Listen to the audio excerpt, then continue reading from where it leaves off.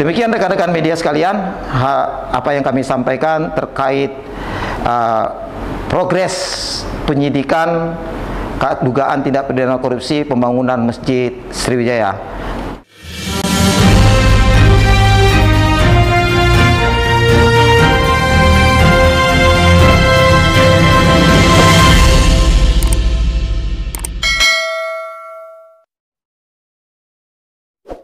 Selamat malam rekan-rekan media sekalian. Assalamualaikum warahmatullahi wabarakatuh.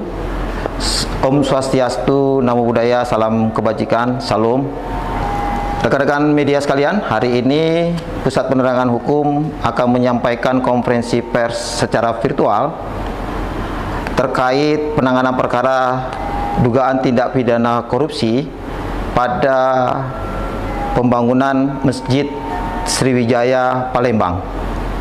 Hari ini, tadi siang, bahwa pada tanggal 22 September 2021, Kepala Kejaksaan Tinggi Sumatera Selatan telah menetapkan tersangka terhadap 3 orang terkait dugaan tindak pidana korupsi dalam pemberian dana hibah dari dana APBD Provinsi Sumatera Selatan tahun 2015 dan tahun 2017 kepada Yayasan Wakaf Masjid Sriwijaya Palembang dalam pembangunan Masjid Sriwijaya Palembang, yaitu ketiga tersangka tersebut. Yang pertama, inisial tersangka AN selaku Gubernur Sumatera Selatan periode tahun 2008-2013 dan periode tahun 2013-2018.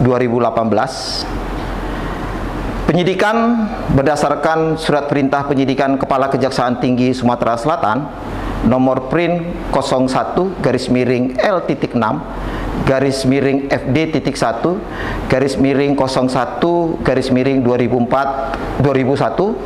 tanggal 22 Januari 2021 dan surat perintah penyidikan Kepala Kejaksaan Tinggi Sumatera Selatan nomor Prin 14-FD.1-09-2021 tanggal 22 September 2021. Dan hari ini tersangka tersebut dikeluarkan surat penetapan tersangka nomor TAP 11-L-6-FD.1-09-2021 tanggal 22 September 2021. Kedua, terhadap tersangka MM selaku mantan bendahara Yayasan Wakaf Masjid Sriwijaya Palembang. Ini berdasarkan surat perintah penyidikan Kepala Kejaksaan Tinggi Sumatera Selatan nomor Prin 01-6-FD.1-01-2021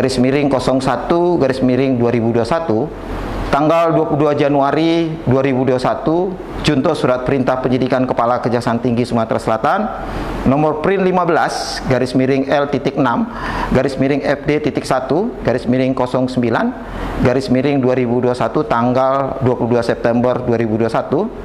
Dan hari ini juga Kepala Kejaksaan Tinggi telah mengeluarkan penetapan tersangka terhadap yang bersangkutan dengan TAP nomor 12-FD.1-09-2021 tanggal 22 September 2021.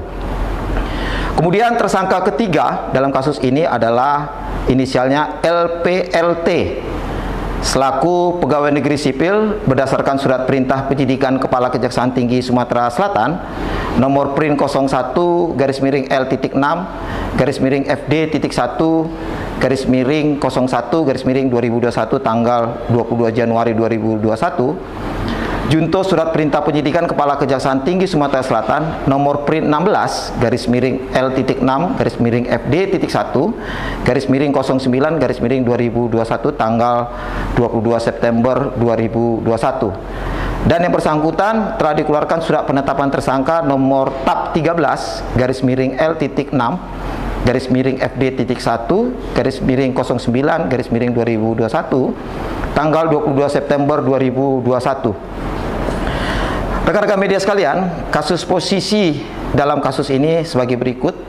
bahwa yang pertama, pemerintah Provinsi Sumatera Selatan telah menyalurkan dana hibah kepada Yayasan Wakaf Masjid Sriwijaya Palembang guna pembangunan Masjid Sriwijaya Palembang dengan rincian: pertama, tahun 2015 dengan menggunakan dana APBD tahun 2015 menyalurkan dana hibah sebesar 50 miliar rupiah. Kedua, pada tahun 2017 dengan menggunakan dana APBD tahun 2017 sebesar 80 miliar rupiah. Penganggaran dana hibah tersebut tidak sesuai dengan prosedur sebagaimana dalam peraturan perundang-undangan, diantaranya tidak didahului dengan pengajuan proposal dari pihak Yayasan Wakaf Masjid Sriwijaya sebagai penerima dana hibah dan hanya berdasarkan perintah AN selaku Gubernur Sumatera Selatan. Bahwa Yayasan Wakaf Masjid Sriwijaya tersebut tidak beralamat di Palembang melainkan beralamat di Jakarta. Kemudian, lahan pembangunan masjid tersebut semula dinyatakan oleh Pemprov adalah sepenuhnya aset Pemprov, ternyata sebagian adalah milik masyarakat. Pembangunan Masjid Sriwijaya Palembang tersebut juga tidak selesai. Akibat dari penyimpangan tersebut telah merugikan keuangan negara sebesar 130 miliar rupiah.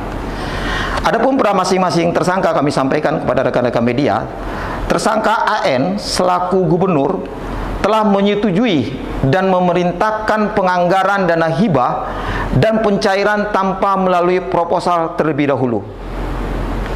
Tersangka MM selaku bendahara Yayasan Wakaf Masjid yang meminta untuk pengiriman dana tersebut ke dalam rekening Yayasan Wakaf Masjid Sriwijaya yang berdomisili di Jakarta dari penggunaannya dalam penyimpangan-penyimpangan.